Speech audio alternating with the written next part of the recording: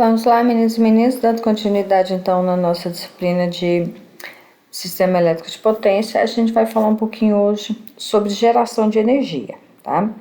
Então, algumas características são peculiares ao nosso setor elétrico.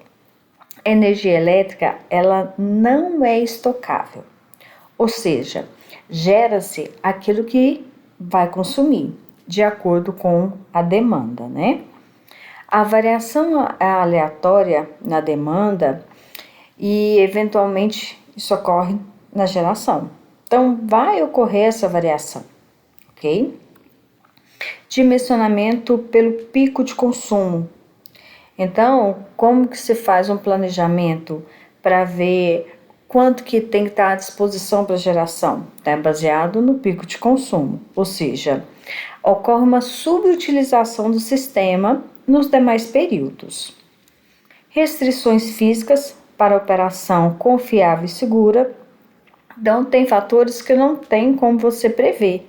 Então, vai sempre ter essa restrição de distância, vai ter uma restrição de, às vezes, choveu muito, não choveu. Então, tudo isso vai influenciar na produção de energia. Então, essa questão de operação, ela vai depender dessa questão. Então, vai ter essas restrições com relação a se vai ser confiável nem segura essa produção. Tempo elevado das obras. Então, a gente tem a construção das usinas, seja ela hídrica, seja uma termoelétrica, seja uma eólica. Então, tem um tempo para construção, né, para as obras. Tem a questão da linha de transmissão, planejamento de expansão, o que se considera, o que se estuda, o investimento, muitas das vezes entra a questão política, então não é tão simples assim, tá? Então essas são algumas características que são levadas em consideração e são peculiares ao nosso setor elétrico. Então, para se ter uma ideia, até mesmo da complexidade, a gente tem muitos riscos quando se trabalha nesse sistema GTD, tá? Geração, transmissão e distribuição. E isso, esses riscos, né, acarreta o trabalho nessas diferentes fases, né, do CEP, né, Sistema Elétrico de Potência, e a gente tem uma lei 12.740 de 2012 que estabelece critérios para a caracterização dessas atividades laborais, ou seja, desses serviços perigosos, e determina a exposição do trabalhador ao contato com a energia elétrica. Então, vai conferir, né, o direito de um adicional chamado de periculosidade. Como esse pessoal consegue trabalhar no local perigoso, eles recebem 30% a mais do salário base, tá, do local, ok? Por isso, entende-se a importância também da capacitação do profissional para fazer esses serviços e vai seguir as diretrizes da norma regulamentadora número 10, da famosa NR10, tá? Além da NR10, tem a norma que é um complemento da NR10, tá? Que é o curso de CEP. Então, tem o curso de NR10 e um complemento que é o curso de CEP, tá? Para poder trabalhar nesse sistema GTD. Então, para falar ainda mais um pouquinho sobre geração de energia, a gente tem o gerador, né? Que no caso é uma máquina elétrica, certo? Então, embora seja grande a variedade das máquinas elétricas, tanto geradores quanto motores elétricos, a gente verifica que todos eles são basicamente muito semelhantes. Então, o gerador é semelhante ao motor elétrico. Todos os geradores e motores elétricos usam a interação entre condutores em movimento e campos magnéticos, e vice-versa, tá? Então, campo magnético e condutores em movimento, ou condutores em movimento e campo magnético, ok? O gerador elétrico, ele é um dispositivo que transforma energia mecânica, né, em sua maioria, em energia elétrica. Já o motor elétrico assemelha, né, a um gerador usado de modo diferente. Ele transforma a energia elétrica em energia mecânica.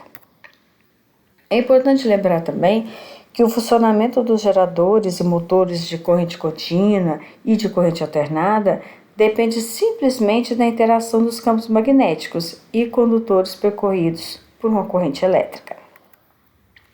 Em 1831, tanto Michel Faraday, no Reino Unido, como Joseph Henry, nos Estados Unidos, demonstraram cada um a seu modo, mas ao mesmo tempo a possibilidade de transformar a energia mecânica em energia elétrica. Embora diversas formas de energia, seja ela mecânica, térmica, química, etc., possam ser convertidas em eletricidade, o termo gerador elétrico se reserva na indústria apenas para máquinas que convertem energia mecânica em elétrica. Ok? Conforme as características da corrente elétrica que produzem os geradores, podem ser de corrente contínua, que são os dínamos, e corrente alternada, tá? Que são os alternadores. Os geradores usados na indústria são baseados no mesmo princípio empregado por Faraday e Henry, a indução magnética. O gerador de Faraday consistia num disco de cobre que girava ali no campo magnético formado pelos polos de um ímã de ferradura e produzia corrente contínua. Um ano depois, outro pesquisador obteve corrente alternada valentes de um gerador com ímãs e enrolamento de fio numa armadura de ferro. As máquinas elétricas foram desenvolvidas em ritmo acelerado, devido principalmente aos trabalhos de Antonio Pacinotti e Zénobe Grammy. Somente cerca de 50 anos depois das experiências de Faraday e Henry, que foram obtidos geradores comercialmente aproveitáveis, ou seja, que realmente geravam energia em grande quantidade. E deve-se tais conquistas às contribuições de Thomas Edison, Edward Weston, Nikola Tesla, John Hopkinson, entendam aí, e Charles Francis Bruce. Tá? Então, a gente sempre vai ver, eu sempre vou bater na tecla. A gente precisa conhecer de onde que vem essas mentes brilhantes, Que atuou e trouxe tantos benefícios para a gente atualmente. Então, é possível citar como geradores que convertem energia mecânica em energia os seguintes: o gerador síncrono, gerador assíncrono de indução e o gerador de corrente contínua. E também os motores elétricos, que têm a função de converter energia elétrica em mecânica. E a gente pode citar o motor síncrono, o motor assíncrono de indução e o motor de corrente contínua. O detalhe é que vocês estão vendo isso com o professor Lindolfo, tá? Então, na aula do dia 23/3, na disciplina de comando e proteção, o professor Lindolfo trouxe para vocês o princípio de funcionamento dessas máquinas. Tá? Então, quem ficar com dúvida ou não estiver lembrando aí, vai entrar lá no site do professor Lindolfo e vai assistir a aula do dia 23/3 para poder relembrar toda essa parte de princípio de funcionamento, ok? A aula foi muito bem montada, muito boa, então não vou repetir isso, tá? Vocês olham lá na aula dele, ok? E a gente vai falar um pouquinho, sobre a geração distribuída, tá? Que é um termo dado à energia elétrica gerada no local de consumo ou próximo do local de consumo, sendo válida para diversas fontes de energias renováveis, como energia solar, eólica e hídrica. Então, a gente tem cada vez mais a geração distribuída mais próxima da gente. Então, no Brasil, a definição da geração distribuída foi feita no artigo 14, tá? Do decreto da Lei 5.163 de 2004. Em 2012, ela entrou em vigor com a Resolução 483 da ANEEL. Porém, ela já passou por algumas revisões, como no de 2015, com a Resolução 687 e em 2017 com a Resolução 786. E essas alteraram alguns itens, né, da 482, dando ali um avanço positivo na geração distribuída. E a gente vai falar um pouquinho sobre todas essas questões, tá? Então, na resolução 482 de 2012, que foi atualizada pela 687 em 2015, da ANEEL, ela estabelece as condições gerais para a conexão à rede da microgeração, que é a potência instalada menor ou igual a 75 kW, e a mini geração, que é uma potência instalada entre 75 kW e 5.000 MW, tá? Então, a gente tem que a resolução normativa 482, ela permite que qualquer unidade consumidora, seja ela residencial, industrial, comercial ou qualquer modalidade no mercado cativo de todo o país, tá? Gere sua própria energia desde que seja através de fontes renováveis. Ou seja, pode gerar? Pode, mas tem que ser fonte renovável. Solar, eólico, biomassa ou uma cogeração qualificada. Então vamos entender isso melhor. Tudo isso ainda com a segurança da rede elétrica da distribuidora. Então, desde fevereiro deste ano, essa normativa,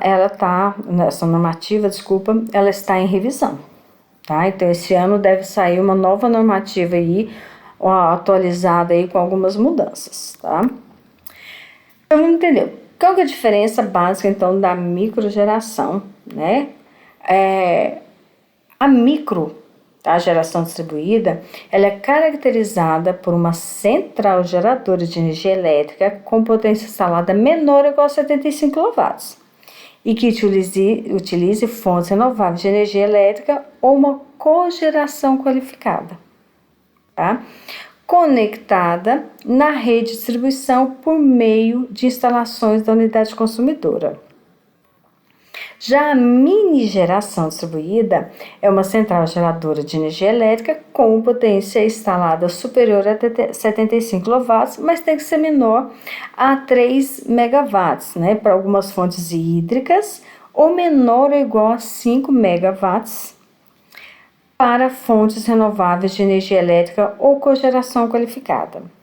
Tá? Então, tudo isso conectado na rede de distribuição por meio de instalações da unidade consumidora. Então, essas duas categorias, elas possuem algumas diferenças peculiares, principalmente na questão da tensão de fornecimento e de participação financeira da distribuidora nos custos de adequação ou até mesmo na questão de melhorias na rede, tá? Então, desde 17 de abril de 2012, quando entrou em vigor a Resolução Normativa 482 de 2012, o consumidor brasileiro pode gerar sua própria energia elétrica a partir de fontes renováveis ou uma cogeração qualificada, inclusive fornecer o excedente para a rede de distribuição no caso da sua localidade, tá? Então, trata-se de micro ou de uma mini geração distribuída de energia elétrica. Inovações que podem aí aliar a economia financeira, consciência socioambiental e autossustentabilidade, tá? Eu vou parar esse vídeo aqui e assistam o próximo, ok?